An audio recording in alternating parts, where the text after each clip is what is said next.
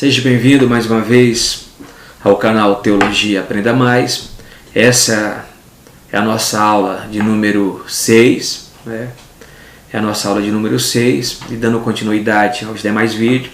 Você que está participando com a gente dessa aula agora de número 6, você pode estar voltando novamente lá na aula de número 1, na aula de número 2, acessando a aula de número 3, 4 e 5, E essa que nós estamos voltando aqui, essa é a aula de número 6.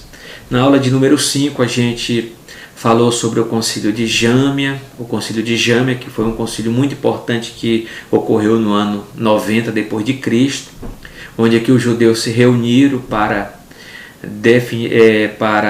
decidir acerca dos livros que compõem o Antigo Testamento e colocar alguns critérios, Mas dentro dessa decisão judaica foram definidos, eles chegaram ao comum acordo, acerca da rejeição dos livros apócrifos que foram escritos em grego. Então eles colocaram alguns critérios, esses critérios no concílio, o concílio estabeleceu alguns critérios de canonicidade, e esses critérios foram, para se entrar no cano sagrado, no cano do Antigo Testamento, tinha que ter autoridade divina, assim disse o Senhor, assim diz o Senhor, tinha que ter a historicidade, a cronologia dos fatos, tinha que ter uma autoria profética, Moisés, Davi, Salomão como escritores até Esdras. O período só os escritos até Esdras, que fecha esse cano. Também a questão de importância, os livros tinham que ter sido escritos em hebraico, Só os escritos em hebraico deveria ser aceito. Então não tinha lugar para os livros apócrifos que foram escritos em grego, E a outra questão também dos critérios canônicos foram a aceitação, a aceitação desses livros pela comunidade judaica e a confiabilidade verdadeira naquilo que se refere a Deus e a sua criação. Então esses foram os critérios canônicos.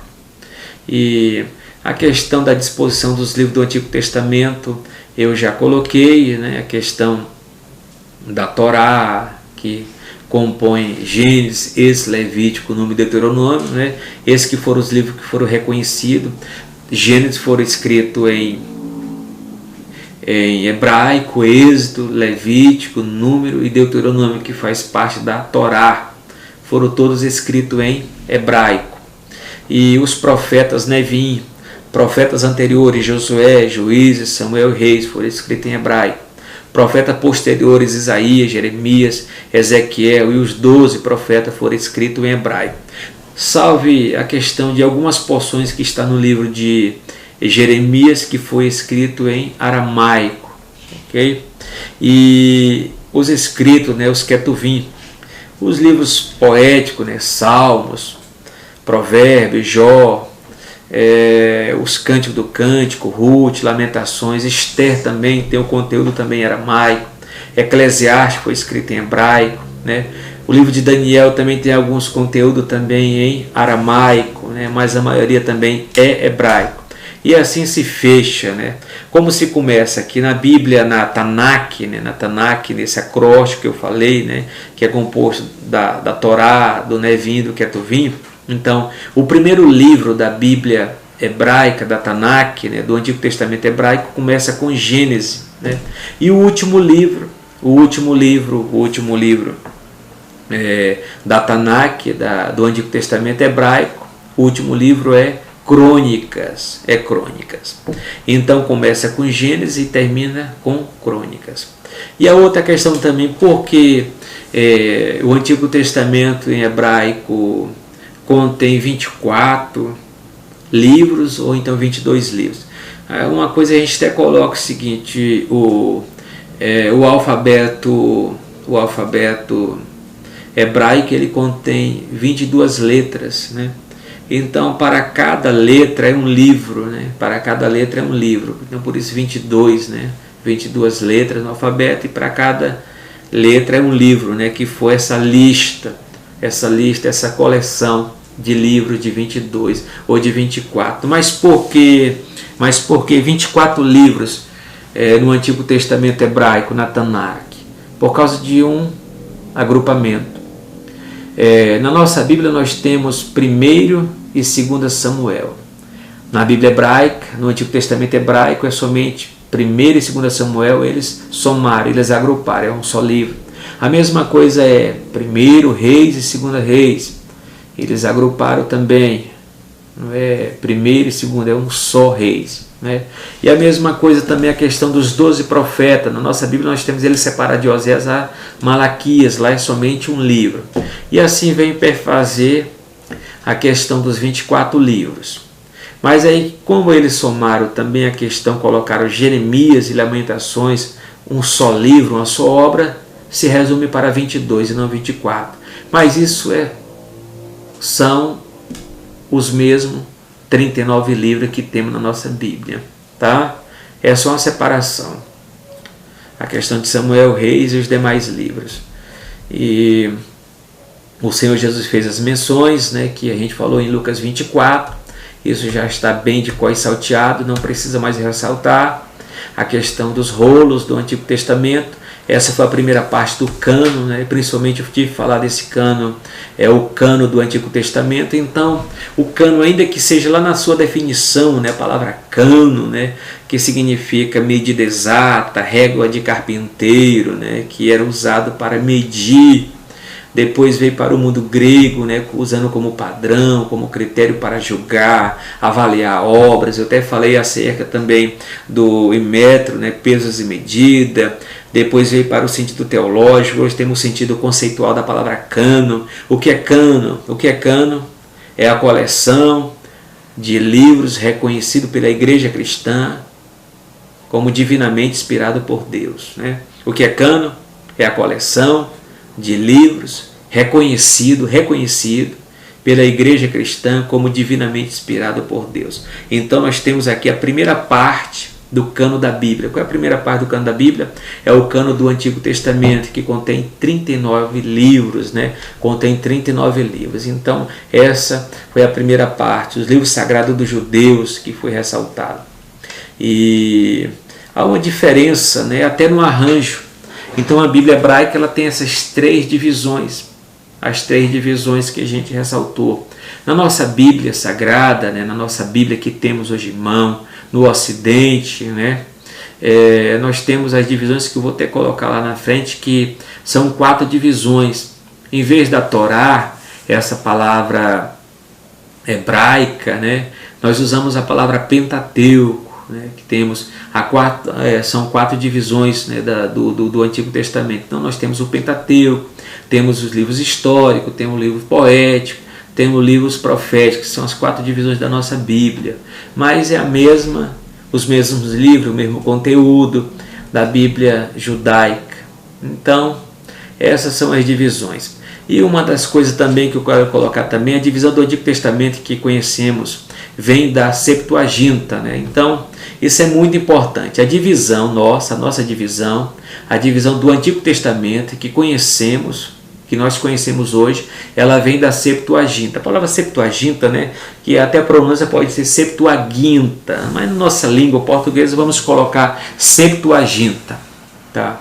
Então a Septuaginta foi a primeira tradução das Escrituras, feita do hebraico para a língua grega, né?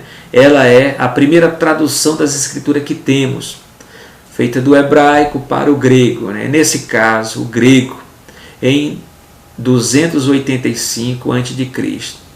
Também a ordem por assunto, como conhecemos, vem dessa tradução. Então, temos todas as ordens dos nossos livros, vem da Septuaginta, né? A Septuaginta é importante. É muito importante para nós. A disposição dos livros no cano hebraico é bem diferente da nossa, isso já foi ressaltado. Há apenas uma tríplice divisão do cano hebraico, da Tanakh: lei, escritos e profeta, né? Lei, profetas e escritos. Isso consiste apenas em 24 livros ao invés dos nossos 39 livros. Isso porque alguns livros são considerados apenas em seu único conjunto. É a somatória lá de 1º e 2º Samuel, um só livro, né? Aí vai diminuindo para 24 e não 39. Eu até coloquei o seguinte, só para colocar a questão de mais um pensamento, né? Porque 24, coloquei 1º e 2º Samuel considerado apenas um livro. A mesma coisa, 1º e 2º Reis é considerado apenas um livro, né? Então vai diminuir. 1º e 2ª Crônica é considerado apenas um livro. E a outra questão, Esdras e Neemias é considerado apenas um livro. Isso é na Bíblia hebraica. E vai diminuindo. Dos 39, vai caindo. Os 12 profetas menores considera apenas um livro. Vai diminuir mais. É importante lembrar que, segundo a tradição, quem reuniu todos esses livros do Antigo Testamento, né, e os colocou em ordem como coleção completa foi o sacerdote Esdras, o escriba hábil.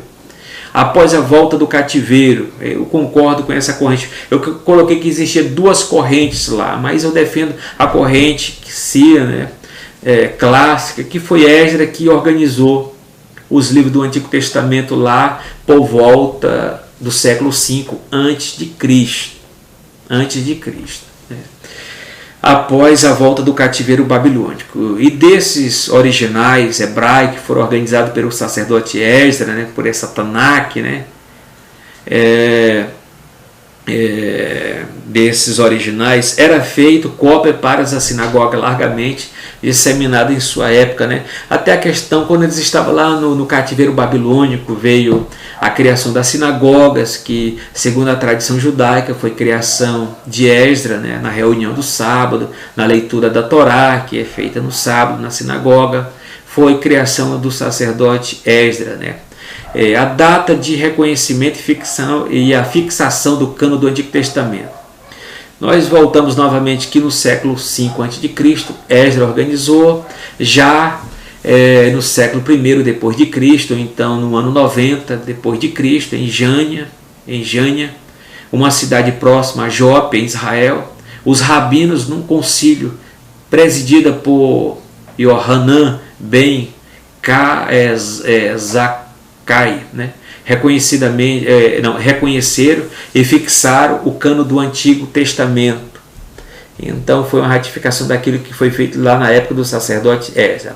Eu quero falar agora sobre os apócrifos do Antigo Testamento. E os livros apócrifos, né, nós listamos aqui os 7, os livros que não foram aceitos pelos judeus como sagrados, né, no Antigo Testamento. Foi os livros de Tobias, Judite, Eclesiástico, Baruque, a oração de Manassés, 1ª e 2ª Esdras, 1ª e 2ª Macabeus, né, que eu vou falar mais um pouquinho lá na frente. Eu também ressaltei também, além dos livros apócrifos, tem os chamados pseudepígrafos. Pseudepígrafo, né, significa falsos escritos, vem de duas palavras gregas, né, pseudo, falso, epígrafe, escrita ou título, né? E são livros atribuídos ao autor que não escreveu, isto é, alguém que escreveu e atribuiu a sua autoria a algum personagem bíblico, né, que era famoso na época, né, bastante conhecido na época, como Enoque. Então os pseudepígrafos, que são falsos escritos, que não foi escrito pelo autor, pela pessoa cujo nome vamos colocar assim, esses livros que foram produzidos na época do período interbíblico, no período intertestamentário. Que período é esse? Período intertestamentário. É o período que vai do último livro do Antigo Testamento, que é Malaquias, ao primeiro livro do Novo Testamento, que é Mateus, né? Então alguém lá que escreveu o livro de Enoque, né? O livro de Enoque, a pessoa escreveu um livro e escolheu o nome de alguém muito importante na história. E esse alguém muito importante na história se chama Enoque. E colocou o nome do livro Enoque, o título de Enoque. É por isso que é chamado falso escrito, né? O falso título. E a mesma coisa também, alguém escreveu sobre a assunção de Moisés, entendeu? A assunção de Moisés, escreveu um livro sobre Abraão e colocou o nome de Abraão, não que Abraão escreveu, mas colocou, e assim é chamado pseudepígrafo, né? E a outra questão, motivo da rejeição motivo da rejeição aos livros apócrifos. Eles não atribuem a si o mesmo tipo de autoridade que tem os escritos do Antigo Testamento. Não foram considerados palavra de Deus pelo povo judeu do qual se origina. Não foram consideradas escritura por Jesus nem pelos escritores do Novo Testamento, que são os apóstolos. Contém ensinos incoerentes com o restante dos livros do Antigo Testamento, de toda a Bíblia, né? Então esses foram os motivos principais que a gente pode analisar.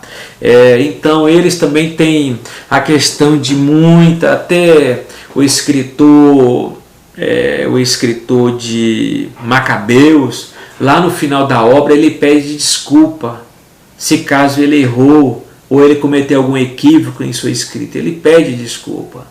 Nós não vemos isso no livro de Gênesis, Moisés pedindo desculpa naquilo que ele errou ou cometeu algum erro de escrita, entendeu? E também no livro de Macabeus, que eu não me engano, ou de Judite, em algum desses livros, né, tem a oração pelos mortos, que eu vou falar lá no livro de Trento, né, no Concílio de Trento, que esses livros vão ser reconhecidos pelo Concílio de Trento. Vou deixar mais para frente, né? E de já eu quero também começar a ordem dos livros da versão dos 70, né? Isso vai ficar para a próxima aula. Eu vou falar da Septuaginta, a Septuaginta que traz esses livros apócrifos. Eu vou falar o porquê foram colocados esses livros, né, apócrifos na Septuaginta. E de já eu quero agradecer você que está assistindo a nossa aula. Quero que você possa estar refletindo acerca da bibliologia, a doutrina das Escrituras Sagradas, e pensarmos, né, nesse processo que ela teve no seu decorrer, de sua história, de sua construção, e principalmente problemas que ela enfrentou, né, para termos essa Bíblia que temos hoje. E mais uma vez, a paz do Senhor a todos.